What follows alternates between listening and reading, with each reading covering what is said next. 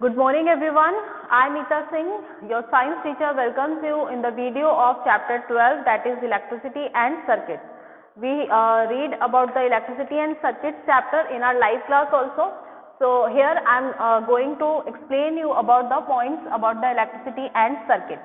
As we know that electricity is very important in our daily life because all the things, mostly the things are running with the electricity in our daily life. Tube lights, fans, many electric appliances we are using in our homes, and we are getting supplies in our homes of electricity from the power stations. They are generating the electricity and we are getting the electricity in our homes. Okay. So first point you have given, that is electric source. Electric source means from where we are getting the electricity, and electric source you have given cells. You have given cells. Cells have two terminals, positive and negative. These are two terminals. On the positive terminal you have one cap type structure, and the flat one is negative terminal. So from the positive and negative terminal, these are two terminals, and cells have chemicals inside them, and because of chemical reaction they produce chemical energy, and when we use cells they convert chemical energy into electrical energy. Cells are of two types, primary and secondary. Primary and secondary. Primary cells are those cells we cannot recharge them. We cannot recharge them and chemical reaction is irreversible. मतलब हम primary cells को सिर्फ एक ही बार use कर सकते हैं. We can not recharge them, and जो chemical reaction होता है वो कैसा होता है, इरिवर्सिबल होता है. And the secondary cells are have reversible chemical reaction. उन्हें हम दोबारा से चार्ज करके यूज कर सकते हैं. तो सेकेंडरी जो होता है वो आप सबको पता है कि कैसा होता है. जैसे आपकी स्मार्ट वॉचेस होती हैं जिन्हें आप दोबारा से रिचार्ज कर लेते हैं, आपकी मोबाइल की बैटरीज होती हैं, आजकल रिचार्जेबल इलेक्ट्रिक टॉर्च भी आती हैं जिन्हें हम चार्ज करके रख लेते हैं और जरूरत पड़ने पर हम उन्हें यूज कर सकते हैं. So these are two types of cells, primary cells and secondary cells. Okay. After electric source, you have one point, that is electric bulb. Electric bulb that we use in our home. Nowadays we are using mainly CFLs. Electric bulb कुछ इस तरह का होता है, and inside that इस तरह का कुछ इसका स्ट्रक्चर होता है. You have organ and neon gas inside the. इसका ये ग्लास का बना होता है, कांच का बना होता है इसका बाहर वाला पार्ट, और इसके अंदर नियॉन या ऑर्गन गैस फिल होती है. नियॉन और ऑर्गन. ओके. एंड इसके जो ये वाला जो इसके कॉइल्ड छोटे छोटे इसके जो कॉइल्ड मतलब लिपटे हुए जो वायर्स हैं, these are called filament, and these are made of tungsten metal. ये टंगस्टन मेटल के बने होते हैं और इन्हें हम क्या बोलते हैं, फिलामेंट बोलते हैं.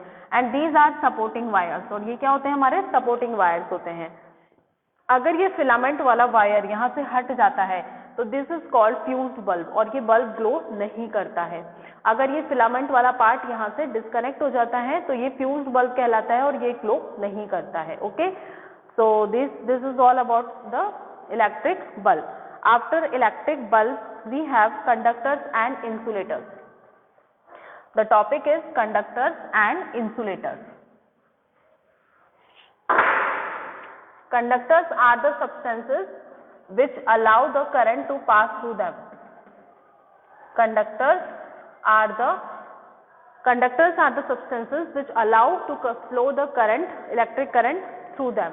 जिनमें से इलेक्ट्रिक करंट फ्लो करता है, पास होता है, they are called conductors. And insulators which do not allow to pass the electric current, वो क्या कहलाते हैं, इंसुलेटर्स कहलाते हैं. ह्यूमन बॉडी क्या है, हमारी ह्यूमन बॉडी क्या है, कंडक्टर है या इंसुलेटर है, that is conductor. Human body में इलेक्ट्रिक करंट पास होता है. अगर आपको इलेक्ट्रिक करंट, आप किसी इलेक्ट्रिसिटी वाली चीज को छू लेते हो जिसके वायर्स जो है वो कवर ना हो तो आपको करंट आ जाता है. इसका मतलब हमारी बॉडी में करंट फ्लो करता है. Okay. You have given one table also in your book about the conductors and insulators. After that electric circuit.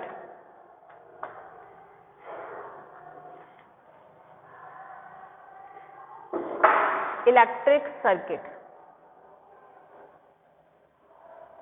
electric circuit is a closed path.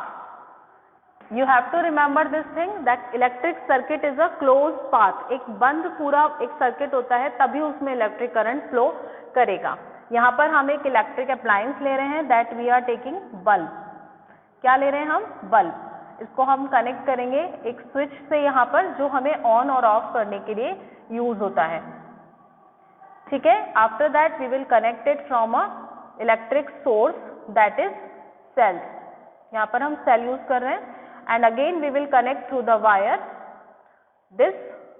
अब आपका जो सेल है वो केमिकल एनर्जी को electrical energy में convert करेगा. तो ये एनर्जी कैसे फ्लो होगी इलेक्ट्रिक सेल से? ऐसे. ओके. एंड ऐसे.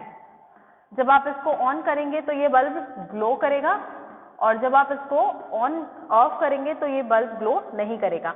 अब आप देख रहे हैं ये पूरा वायर से एक जगह से पूरी तरह से कनेक्टेड है, कहीं से भी ओपन नहीं है. तो this is closed path and this is called an electric circuit. अगर हम इसको यहाँ कहीं से ये हमारा डिसकनेक्ट हो जाता है, कहीं से भी ये हमारा ओपन हो जाता है, that is open close open path, and then bulb will not glow. और अब इसमें हमारा बल्ब ग्लो नहीं करेगा, बिकॉज ओपन सर्किट में कभी भी हमारा इलेक्ट्रिक करंट फ्लो नहीं करेगा. सिर्फ कब करेगा? जब हमारा सर्किट जो है वो क्लोज्ड होगा.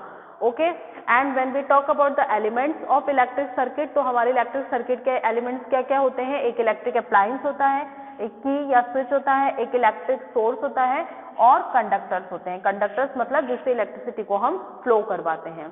Okay. So we have covered open and close circuits also and elements of an electric circuit also. After that electric switch. तो इलेक्ट्रिक स्विच मैंने आपको बता ही दिया किस लिए यूज होता है? ऑन और ऑफ करने के लिए यूज होता है. जैसे हम उसको ऑन करते हैं तो जो इलेक्ट्रिक करंट है वो फ्लो करने लग जाता है, और ऑफ करते हैं तो इलेक्ट्रिक करंट स्टॉप हो जाता है. After that electric torch. You have an topic electric torch. Electric torch में we insert the cell insert करते हैं. You have given the diagram also. When you insert the cell, the positive terminal will be inside. जो अंदर की तरफ जो terminal रहेगा वो कौन सा होगा? Positive. And negative will be on the outside. Okay. And nowadays we have some rechargeable electric torch also, जिन्हें आप रिचार्ज करके रख सकते हैं अपनी इलेक्ट्रिसिटी से, और जरूरत पड़ने पर उन्हें यूज कर सकते हैं. तो दो प्राइमरी सेल्स और सेकेंडरी सेल्स, दोनों तरह की आपकी जो इलेक्ट्रिक टॉर्च हैं वो यूज हो सकती हैं. Then electricity can be dangerous too. आप सबको पता है अगर हम इलेक्ट्रिक अप्लायंसेस के साथ में केयरफुल नहीं रहेंगे तो वो हमारे लिए बहुत ज़्यादा खतरनाक हो सकती हैं. उनसे बचने के क्या तरीके हो सकते हैं? You have given 3 points. Do not experiment with electric wires and sockets. The human body is a good conductor, so be careful with the electrical appliances. And when you move away from your four-wheelers or your bikes on the 4 lanes, आपको एक निशान नजर आता है जहाँ पर danger लिखा होता है. बोन्स और स्केलेटन बना होता है जहाँ पर डेंजर लिखा होता है, because there can be power stations of electricity generators. तो वहाँ पर खतरे वाली जगह है, तो पहले ही आपको कॉशन के लिए आपको बोल दिया जाता है कि ये डेंजर वाली जगह है.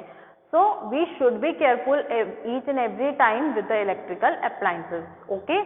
So these are the main points of your chapter. We have already discussed in the live class, and here is the video also. Tomorrow in the live class we will discuss about the book work and copy work of the chapter 12. Okay.